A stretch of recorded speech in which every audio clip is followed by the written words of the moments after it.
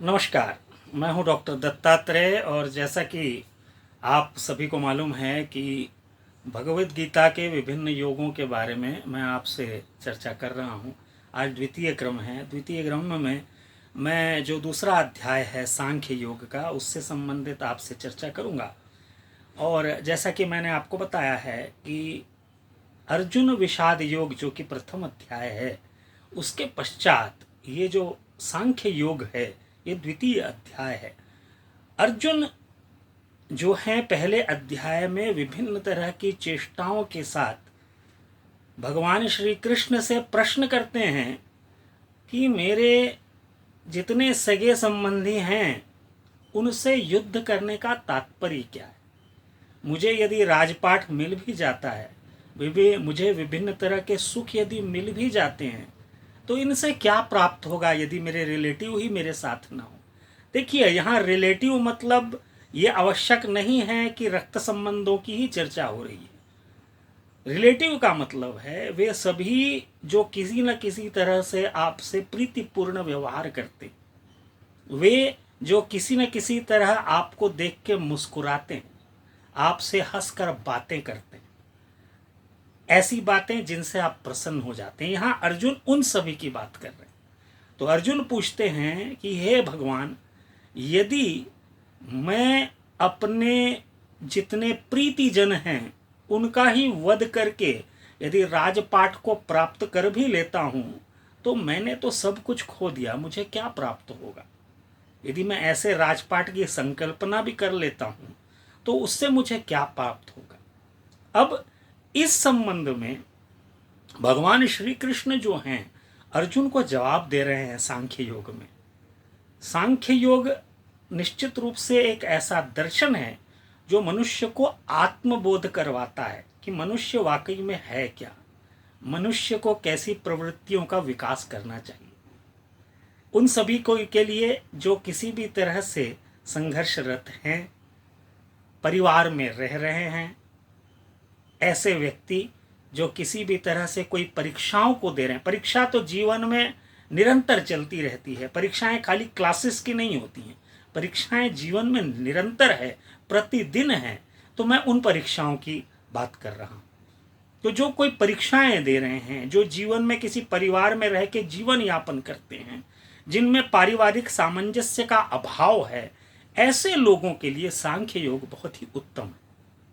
तो सांख्य योग का जो दूसरा प्रकरण मैं आपको बात कर रहा हूं, उसके बारे में श्री कृष्ण भगवान अर्जुन से कहते हैं, क्लैब्यम मा स्म गमः पार्था नैतत्व युपपद्यते क्षुद्रम हृदय दौर्बल्यम त्यक्त्वा उत्तिष्ठ परंतप। परंतप जो है अर्जुन है। अर्जुन को श्री कृष्ण भगवान ने परंतप के रूप में संबोधित किया है। देखिए, कृष्ण भगवान के उपदेशों का अनुसरण करने के लिए परंतप होना भी आवश्यक है। परंतप मतलब जो जीवन में नैतिक तप करता हो, नैतिक तप जैसा आचार व्यवहार करता हो। इसलिए कृष्ण भगवान ने अर्जुन को परंतप कहा हुआ है। क्लैब्यम मां, क्लैब्यम क्या होता है? क्लैब्यम नपुंसकता होती है। जीवन में वो नपुंसकता जो मनुष्य को शीर्ष तक पहुंचने नहीं देती। जैसे किसी कार्य को करना है, जैसे मैं आपको एक साधारण सा उदाहरण बताता हूं। हम सभी चर्चा करते हैं कि नित्य प्रति अपराध बोध की प्रवृत्ति पे लगाम लगनी चाहिए। छोटी सी घटना, आपके पड़ोस में ही आके किसी व्यक्ति ने पत्थर फेंक के मारा, आप खिड़की से झांक कर देख रहे थे। हम सभी चर्चा करते हैं कि अपराध पे नियंत्रण होना चाहिए, अंकुश लगना चाहिए। लेकिन जब पड़ोसी के घर में किसी ने पत्थर फेंक कर मारा और आप खिड़की से झांक कर देखते रहे और आप बाहर निकल कर नहीं आए, तो यही नपुंसकता है। जीवन में कठिन निर्णय लेने का वक्त आया, ऐसा वक्त जब आपको कोई निर्णय लेना था। जैसे एक व्यक्ति नौकरी करते करते थक गया, नौकरी में उसको बहुत सारी उलाहनाएं मिली, जिसके अंडर में वो कार्य कर रहा था उससे बहुत सारी उलाहनाएं मिली, निर्लज्जता का सामना करना पड़ा, बहुत सी गंदी बातों को सुनना पड़ा। उसके बाद भी व्यक्ति वहीं पर काम करता रहे और उन बातों को सुनता रहे, ये नपुंसकता है। क्लैब्यम मां स्म गमः पार्था नैतत्व युपपद्यते। कृष्ण भगवान अर्जुन से कह रहे हैं कि नपुंसकता को त्याग कर उठकर खड़े हो जाओ। नैतत्व युपपद्यते, त्यागना, नैतत्व त्यागना, त्याग कर उठ के खड़े होना। देखिए, सबसे महत्वपूर्ण बात होती है कि कोई भी साहसिक कार्य करने से पूर्व अपने आप को मानसिक रूप से सबल कर लेना। तो अर्जुन को यही संदेश श्री कृष्ण भगवान दे रहे हैं कि नैतिक रूप से, आध्यात्मिक रूप से, आत्मिक रूप से, शारीरिक रूप से, हर तरह से स्वयं को सबल करके तैयार हो और नपुंसकता को त्यागो। क्षुद्रम हृदय दौर्बल्यम, ये क्षुद्र, जैसे यहां पर क्षुद्र का तात्पर्य किसी जाति वर्ण से नहीं है। क्षुद्र का तात्पर्य यह है कि आत्मिक रूप से पतन अवस्था में होना, आत्मिक रूप से नीचे गिरा हुआ होना। नीचे गिरा हुआ कौन सा व्यक्ति होता है? जिनकी मैंने चर्चा की कि वो विभिन्न तरह की यातनाओं को सहते हुए भी उनके अगेंस्ट में आवाज नहीं उठा पाता। ये क्षुद्र प्रवृत्ति है। तो क्षुद्रम हृदय दौर्बल्यम, देखिए क्षुद्र व्यक्ति जो भी होता है, जैसा जिस क्षुद्र की मैंने व्याख्या की, जो क्षुद्र व्यक्ति होता है वो हृदय की दुर्बलता का शिकार होता है। हृदय की दुर्बलता, हम दिल की बात करते हैं, हम जिगर की बात करते हैं, यही हृदय है। जिस दिल की, जिस जिगर की हम बातें करते हैं वही हृदय है। हृदय दौर्बल्यम, हृदय की दुर्बलता का शिकार नहीं बनना चाहिए। तो भगवत गीता में हर अध्याय के अंत में कहा गया है ब्रह्म विद्यायाम योग शास्त्रे, यह ब्रह्म विद्या है। ब्रह्म विद्या का संबंध सीधे सीधे मनुष्य की आत्मा, शरीर और दोनों के संकलन पे है। हमारा जो शरीर बना है उसमें सूक्ष्म तत्व हमारी आत्मा है, जिसमें मैं आगे निश्चित रूप से भगवत गीता में व्याख्या करूंगा। तो ये स्थूल शरीर हमारा शरीर, उसके अंदर निवासित एक सूक्ष्म शरीर जिसको हम आत्मा कहते हैं। तो ब्रह्म विद्यायाम योग शास्त्र मतलब ब्रह्म विद्या ऐसी विद्या जो शरीर और आत्मा के योग के बारे में आपको समझा सके, वो भगवत गीता है।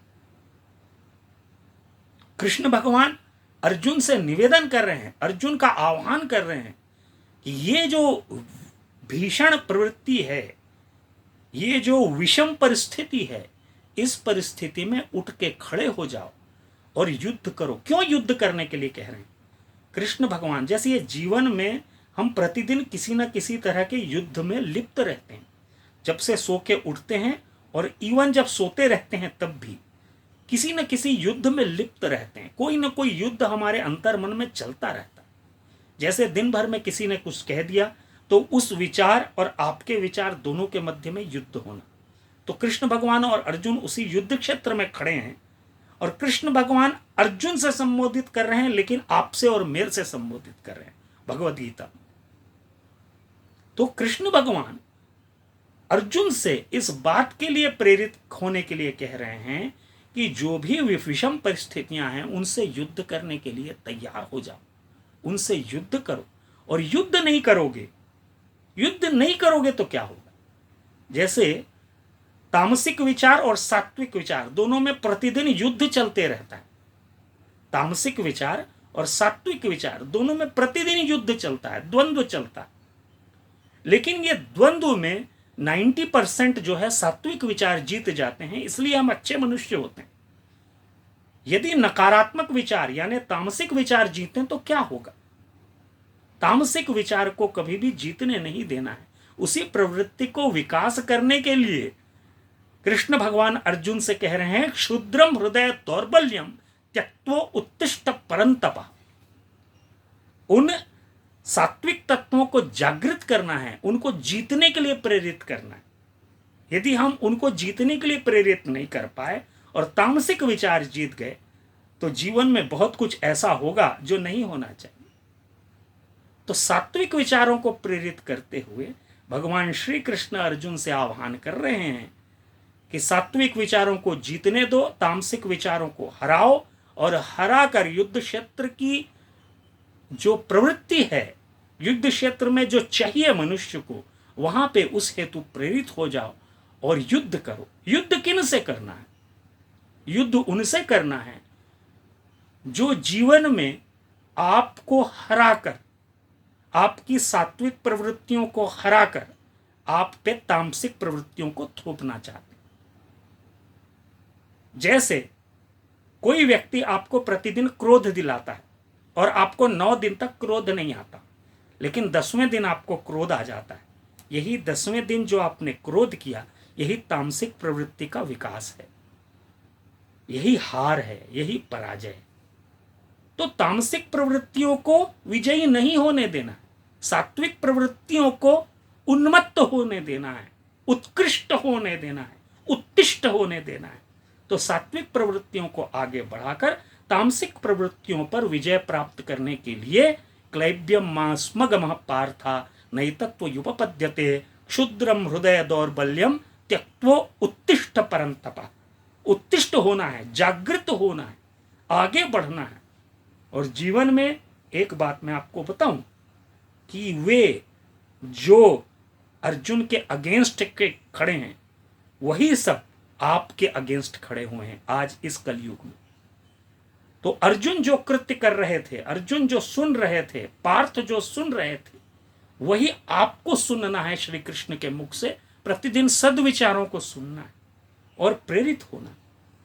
अर्जुन को कृष्ण भगवान यही कह रहे हैं कि यदि तुमने तामसिक प्रवृत्तियों के अश्ववाह, तामसिक प्रवृत्तियों को प्रेरित करने वाले लोग, यदि तुम उनके सामने नतमस्तक हो जाते हो, उनसे युद्ध नहीं करते हो, तो वो तुमको पराजित कर देंगे।